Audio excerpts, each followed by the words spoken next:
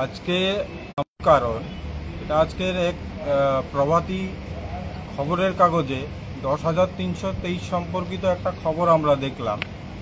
তাতে খুব সুস্পষ্টভাবে বলা হয়েছে যে আমাদের যে অ্যাকাউন্টগুলো ছিল গভর্নমেন্টের এডুকেশন দপ্তরের আন্ডারে ট্রেজারিতে, সেই অ্যাকাউন্টগুলোকে ক্লোজ করার নির্দেশিকা জারি হয়েছে। তো আমরা এজি অফিসে এসেছি যে কি কারণবশত হঠাৎ করে এই নির্দেশিকা দেওয়া হয়েছে, কে বা কারা এবং কেন এই নির্দেশিকা দেওয়া হয়েছে। কারণ কি আমাদেরকে চাকরি থেকে জোর করে বের করে দেওয়া হয়েছিল 2020 সালে, যদিও আমাদের কাছে কোনো টার্মিনেশনের কপি এখনও সরকার দেয়নি বা দপ্তর দেয়নি, আমরা কোনো ধরনের টার্মিনেশন কপি পাইনি। তথাপি রাজ্য সরকারের এই দপ্তরের যে মেইন খাতা, সেই খাতায় আমাদের নামগুলো ছিল, আমাদের যে স্যালারি অ্যাকাউন্টগুলো সেগুলো অ্যালাইভ ছিল। ইভেন আমাদের একজন শিক্ষিকার থেকে এই চাকরি চলে যাওয়ার এই 20 থেকে 25 সালের মাঝখানে ট্যাক্সও কাটা হয়েছে, তারও প্রমাণ আমরা পেয়েছি। সেক্ষেত্রে আমাদের প্রশ্ন হলো, আমাদের স্যালারিগুলো নিশ্চয়ই আসছিল। কিছুদিন আগে আরেকটা খবরের কাগজে আমরা দেখেছিলাম যে আমাদের এডুকেশন দপ্তরের একজন অফিসার মিলে দক্ষিণ ত্রিপুরার কোনো একটা স্কুলে 10,323-এর শিক্ষকদের বেতন উঠিয়ে নিয়েছে। তো এই সমস্ত বিষয়গুলো একটা গভীর ষড়যন্ত্রের ইন্ডিকেশন আমাদেরকে দিচ্ছে।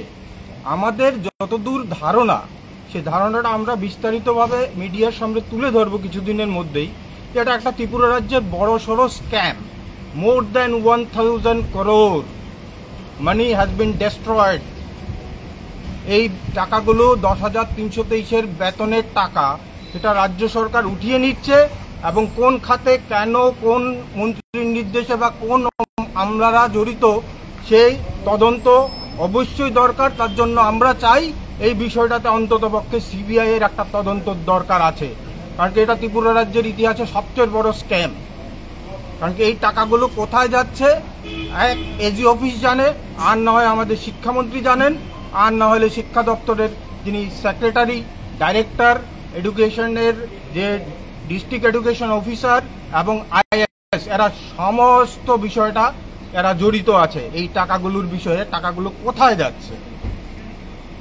আরেকটা বিষয় যেটা সবচেয়ে গুরুত্বপূর্ণ, এমত অবস্থা আপনারা জানেন আমাদের বেশ কিছু কেস সুপ্রিম কোর্টও আছে, হাইকোর্টও আছে। এই কেসগুলো চলা অবস্থায় হঠাৎ করে কার নির্দেশে আমাদের এই অ্যাকাউন্টগুলো বন্ধ করা হচ্ছে? যেহেতু আমরা মূল যে আমাদের যে জাজমেন্ট, সেই জাজমেন্টগুলোকে চ্যালেঞ্জ করেছি, সেটা হাইকোর্টে হোক, রাজ্যের দেশের সর্বোচ্চ আদালত সুপ্রিম কোর্টে হোক। তো যতক্ষণ না পর্যন্ত কোর্ট থেকে কোনো নির্দেশিকা বা জাজমেন্ট আমরা পাচ্ছি, তখন হঠাৎ করে এই অ্যাকাউন্টগুলো বন্ধ করার নির্দেশিকা কেন দিল? সেই প্রশ্নগুলোর উত্তর খোঁজার জন্যই আমরা এজি অফিসে এসেছি। যতক্ষণ না আমরা এজি অফিস থেকে সঠিক উত্তর পাচ্ছি, তো উত্তর পেলে তো ভালো, আর উত্তর না পেলে আমরা যথাযথ আইনি ব্যবস্থা কিন্তু এজি অফিসের বিরুদ্ধেও নেব এবং রাজ্য সরকারের যে ডাইরেক্টর, প্রিন্সিপাল সেক্রেটারি এডুকেশন, এদের বিরুদ্ধে, সমস্তদের বিরুদ্ধে কিন্তু আমরা আইনত ব্যবস্থা নিতে যাচ্ছি। ধন্যবাদ।